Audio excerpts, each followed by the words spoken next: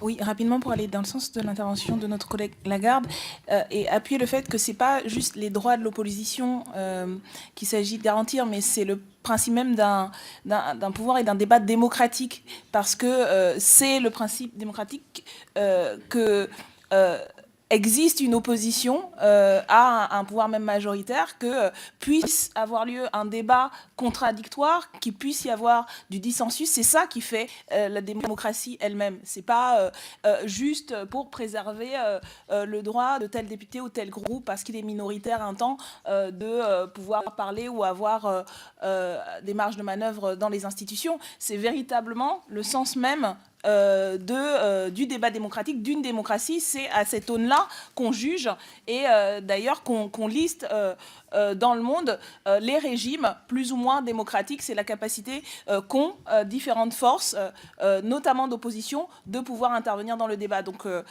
c'est, je pense, ça qu'il faut aussi avoir en tête quand on a ce débat sur le droit de l'opposition. C'est plus que l'opposition, c'est la démocratie. Baladant. Je vais aller dans le sens de l'intervention précédente et, une fois n'est pas coutume, être plutôt d'accord avec l'avis de monsieur le rapporteur.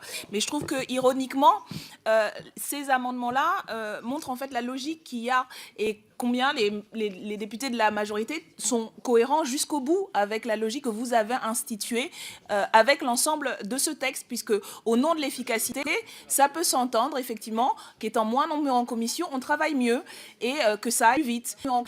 Au nom de l'efficacité, ça peut s'entendre qu'on se focalise plus sur des sujets techniques. Et comme ça, en déroulant le fil, on arrive effectivement à une proposition qui ne voit pas de problème à ce que, comme cela a été dit, le travail parlementaire soit émietté, puisqu'on va être spécialiste de son sujet. Ce que vous critiquiez, en fait, c'est votre logique qui l'alimente. Effectivement, on se rend compte que si on va au bout de la logique, peu de députés voteront la loi en commission et ça éclate le sens même de l'Assemblée nationale. C'est pour ça que nous sommes en opposition à ces amendements, mais je pense que c'est assez révélateur du problème fondamental de votre logique dans tout ce texte. Je vous remercie, Madame Obono. Intervenir ? Oui, moi j'entends les arguments, mais je trouve sain ce type d'amendement d'appel, d'autant que effectivement d'autres amendements pour garantir la parité des positions politiques ont été rejetés, parce que ça oblige à penser la question. Bien sûr qu'il ne s'agit pas d'obliger les députés à aller dans des commissions qu'ils ne souhaitent pas, mais c'était aussi le débat qu'on avait sur la parité, obliger des femmes à être candidates, est-ce qu'elles ne le souhaitent pas, etc.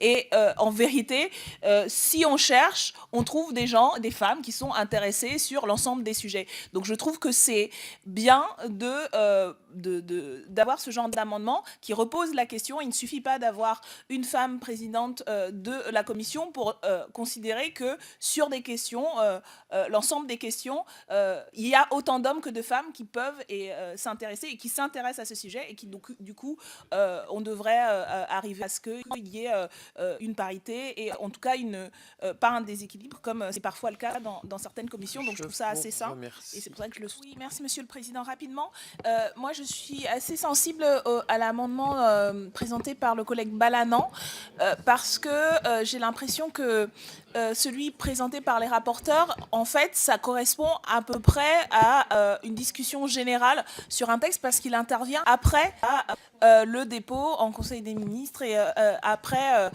cette discussion-là. Et il me semble intéressant dans les différentes étapes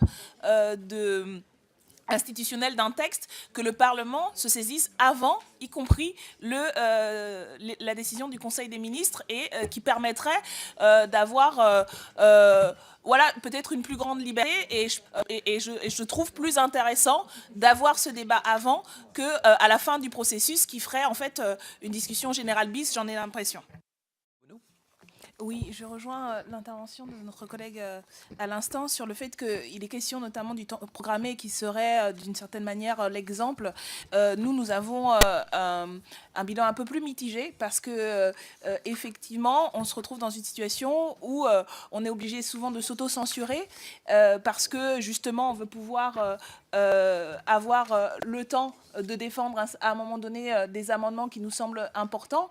Et puis, en fait, on a une bonne partie des amendements qui sont défendus, enfin, qui sont défendus, mais qui ne sont pas discutés de fait. Et ça passe à la tronçonneuse. Donc, d'une certaine manière, oui, c'est un mécanisme qui peut accélérer les choses, mais qui se fait aussi, et l'expérience des 3 derniers textes que nous avons discutés à l'Assemblée sur ce type-là, à la tronçonneuse. Mais je relève aussi ce qui a été dit sur le fait qu'on ne peut pas reprendre la maîtrise de notre temps si on ne reprend pas la maîtrise de notre ordre du jour. Et comme on reste sous la coupe du gouvernement qui décide du nombre de textes qu'on va avoir et en fait du calendrier, comme c'est le cas aujourd'hui, on a une session extraordinaire parce que le gouvernement a voulu passer tant de textes à cette date-là.